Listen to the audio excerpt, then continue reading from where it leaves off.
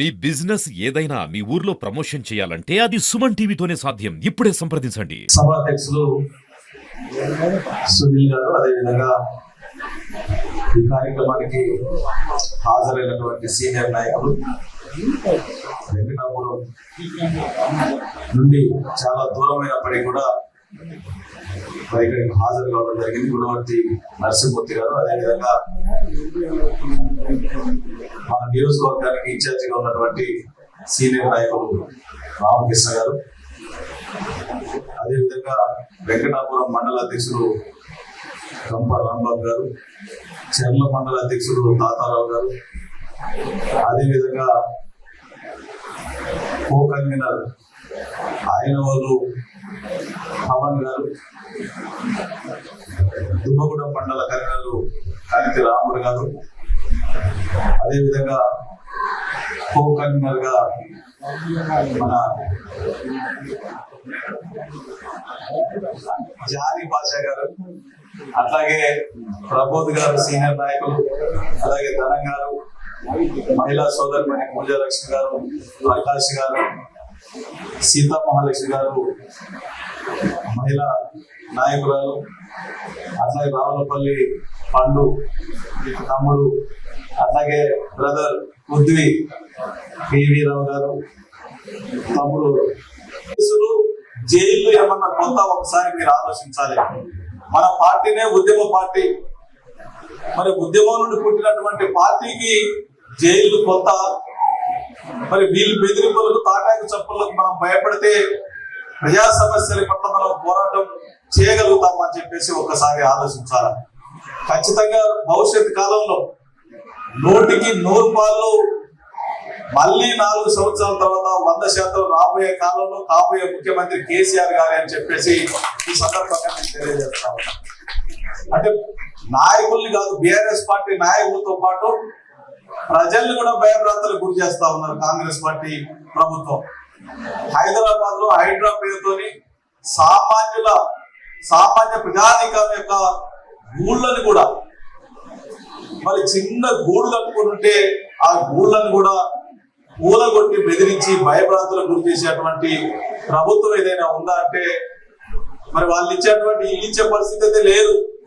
మనకి బొమ్మలు చూపెట్టి పోయేది, భద్రాచలం వచ్చారు బొమ్మలు చూపెట్టి పోయేది, కానీ హైదరాబాద్ లో కట్టిన ఇల్లు వాళ్ళు పాపం 30-40 సంవత్సరాల నుండి ఉంటా ఉంటే అటువంటి ఇళ్ళన్నిటి కూడా కూలగొట్టి భయపెట్టి బెదిరిస్తూ అవసరమైతే జైలు కూడా పంపిస్తామని చెప్పేసి ప్రజల్ని కూడా భయభ్రాంతులకు గురి చేస్తా ఉంటే ప్రజానీకం అంతా కూడా ఆ రోజు తప్పు చేసినాం. కేసీఆర్ గారు అనేక సందర్భాల్లో చెప్పిండు, కాంగ్రెస్ పార్టీ ఓటేస్తే ఆగమైపోతారు అటు పోయినప్పుడు నేను చూస్తాం. మనం కూడా బీఆర్ఎస్ ఇవాళ కేసీఆర్ బయటికి రా, అసెంబ్లీలో నువ్వు మాట్లాడు, నువ్వు చర్చించు, సలహా ఇవ్వని చెప్తా ఉన్నారు.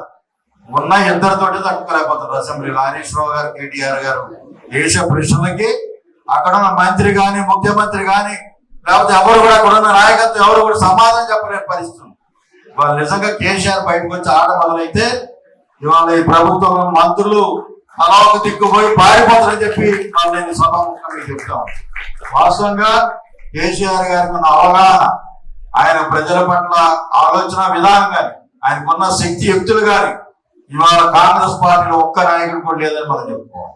ఇవాళ అందుకని మనం ఈ 3 ఏళ్ల కాలంలో మనకేదో అధికారం లేదు, మనం ఏదో చేసేస్తాడు వెంకటరావు గారు లేకపోతే ఇంకొక ఆయన ఏదో చేసేస్తాడు అనే ఆలోచన కాకుండా మనం ప్రజా సమస్యల పట్ల ఎట్లా ఉత్పన్నం అవ్వాలి, ఎట్లా పనిచేయాలి, ఎట్లా ప్రజా సమస్యలు పరిష్కారం చేయాలి.